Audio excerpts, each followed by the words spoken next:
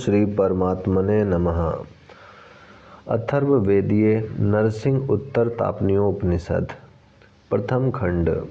ओम नाम से परमात्म तत्व का तथा उसके 4 पादों का वर्णन। चौथे पाद के 4 भेद। कहते हैं, एक बार देवताओं ने प्रजापति ब्रह्मा जी से कहा, भगवान जो सूक्ष्म से भी अत्यंत सूक्ष्म है, उन प्रणव रूप परमात्मा के तत्व का हमसे स्पष्ट वर्णन कीजिए। इस पर ब्रह्मा जी ने तथा अस्तु कहकर इस प्रकार उपदेश आरंभ किया। ओम यह अक्षर अविनाशी परमात्मा है। यह संपूर्ण दृश्यमान जगत उस परमात्म स्वरूप ओमकार की ही उपाख्या महिमा का विस्तार है। अतीत, वर्तमान और अनागत इन तीनों कालों में होने वाला यह सारा जगत ओमकार ही है तथा जो उपयुक्त तीनों कालों से अतीत एवं जगत से भिन्न कोई तत्व है वह भी ओमकार ही है। निश्चय ही यह सब कुछ ब्रह्म है। यह आत्मा भी ब्रह्म है। इस आत्मा की ओम इस नाम से अभिहित ब्रह्म के साथ एकता करके तथा ब्रह्म की आत्मा के साथ ओमकार के वाचार्थ रूप से एकता करके वह एकमात्र अद्वितीय जरा रहित मृत्यु रहित अमृत स्वरूप निर्भय चिन्मय तत्व ओम है। इस प्रकार अनुभव करें।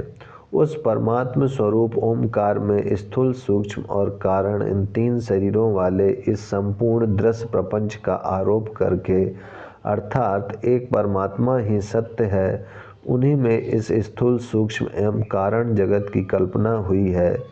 विवेक द्वारा इस प्रकार अनुभव करके यह निश्चय करें कि यह जगत सच्चिदानंद स्वरूप परमात्मा ही है तथा तन्मय परमात्ममय होने के कारण अवश्य यह तत्स्वरूप परमात्म रूप ही है।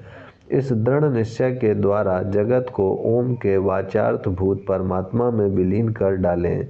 साथ ही उस त्रिविध शरीर वाले आत्मा का यह त्रिविध शरीर रूप उपाधि से युक्त पर ब्रह्म ही है, इस प्रकार चिंतन करें।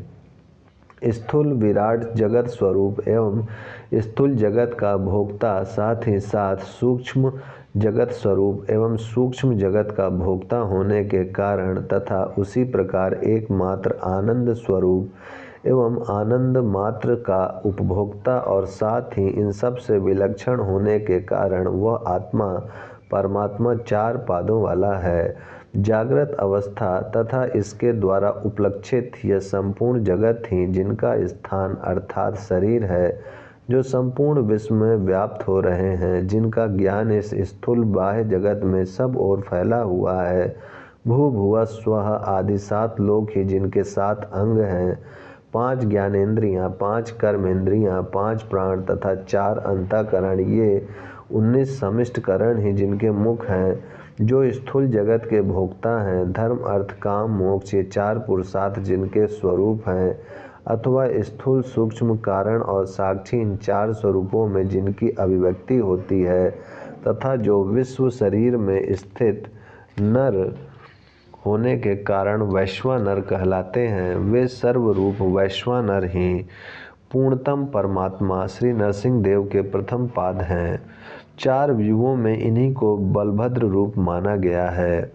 स्वप्न अवस्था और उसके द्वारा उपलक्षित सूक्ष्म जगत ही जिनका स्थान शरीर है, जिनका ज्ञान बाह्य जगत की अपेक्षा आंतरिक अर्थात सूक्ष्म जगत में व्याप्त है, जो पूर्वोक्त 7 अंगों और 19 मुखों वाले तथा सूक्ष्म जगत के सूक्ष्म तत्व का अनुभव और पालन करने वाले हैं, वे पूर्ववत 4 स्वरूपों वाले तेजस प्रकाश के स्वामी सूत्रात्मा हिरण्यगर्भ उन पूर्ण ब्रह्म परमात्मा श्री नरसिंह देव के द्वितीय पाद हैं। 4 युगों में इन्हीं को प्रद्युम्न कहा गया है।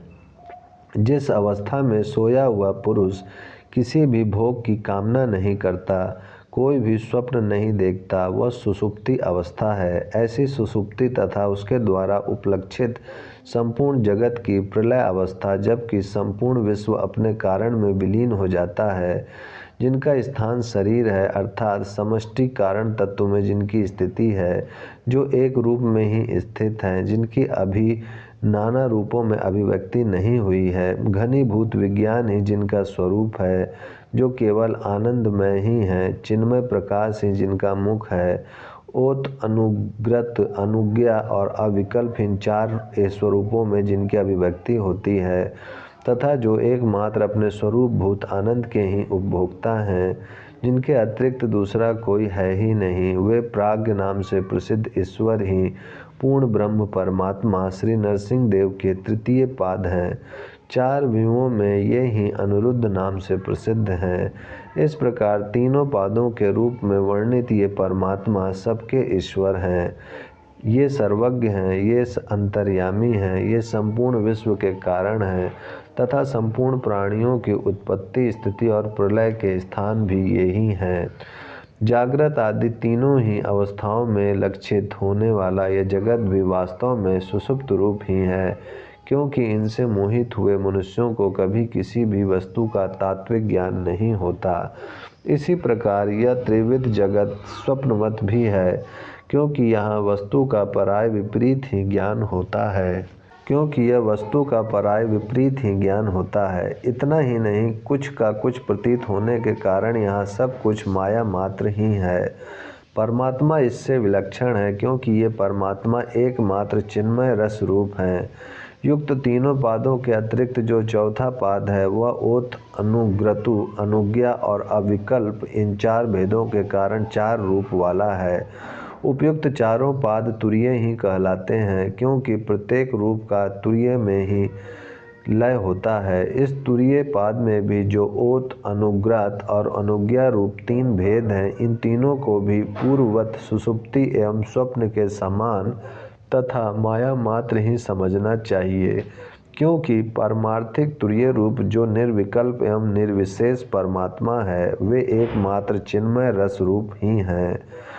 अनंतर श्रुति का यह आदेश उपदेश है, जो न स्थूल को जानता है, न सूक्ष्म को जानता है और न दोनों को ही जानता है, जो ना तो जानने वाला है, ना नहीं जानने वाला है और न प्रज्ञान का ही घनीभूत रूप है, जिसे देखा नहीं जा सकता, व्यवहार में नहीं लाया जा सकता, जो पकड़ने में नहीं आ सकता, जिसका कोई लक्षण, चिन्ह अथवा आकार भी नहीं है, जो चिंतन करने में नहीं आ सकता, जिसे किसी विशिष्ट रूप से बताया नहीं जा सकता, एकमात्र आत्मसत्ता की प्रतीति अनुभूति ही जिसका सार अथवा स्वरूप है एवं जिसमें प्रपंच का सर्वथा अभाव है, ऐसा सर्वथा कल्याणमय परम शांत अद्वितीय तत्व ही उन पूर्ण ब्रह्म परमात्मा नरसिंह देव का चतुर्थ पाद है, यों ज्ञानी महात्मा मानते हैं।